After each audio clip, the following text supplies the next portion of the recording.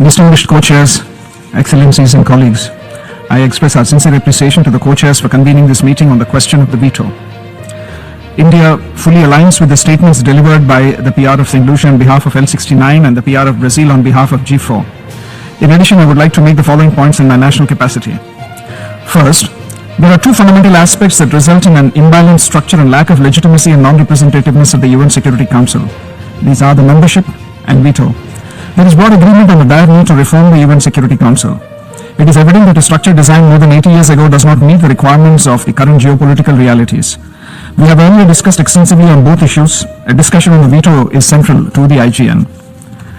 Second, the sole reform of the Council in the 60s, which expanded only the non-permanent category, led to an increase in the relative power of veto wielders.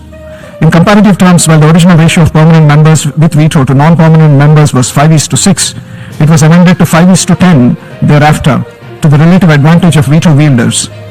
Any reform that is not accompanied by an expansion in the permanent category with veto would deteriorate this ratio further and thereby perpetuate the existing imbalance and inequities. Therefore, expanding the permanent category with veto is critical to real reform of the Security Council. Third, consideration of a new category under the framework of UNSC reform with or without veto would complicate an already existing discussion that involves wide-ranging views. It's important to limit the scope of reforms to the existing framework in order to streamline and fast-track the path to reforms. In this context, India reiterates that our views are aligned with the African model. New permanent members must also be given the veto as long as veto exists. Fourth, there have been calls for restraining the veto. Resolution 76/262 was adopted in 2022 with the aim of convening a formal meeting of the General Assembly within 10 days from exercising a veto to hold a debate on the same. However, this has not been an effective deterrent. Since the adoption of the resolution, 24 vetoes were cast on 20 draft resolutions. In fact, the 7 draft resolutions that were vetoed in 2024 was the highest since 1986. The UN membership has also witnessed the restraint of 2 permanent members who have not cast a veto for over 3.5 decades. Permanent members exercise veto many a time on the basis of their own national considerations. No limits can be effectively considered for imposition unless there are enabling provisions in the UN Charter, which paradoxically need a charter amendment and hence again subject to a veto. Fifth, India would like to highlight an important concept that deserves attention of member states.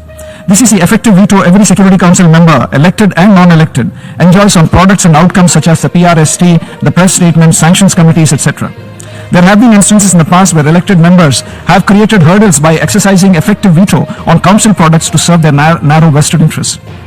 Finally, veto has been a major topic of discussion both within and beyond the IGN. However, this does not impart this cluster precedence over the others. Reform of the Security Council must be undertaken in a comprehensive manner because a piecemeal approach that focuses on one cluster over another is bound to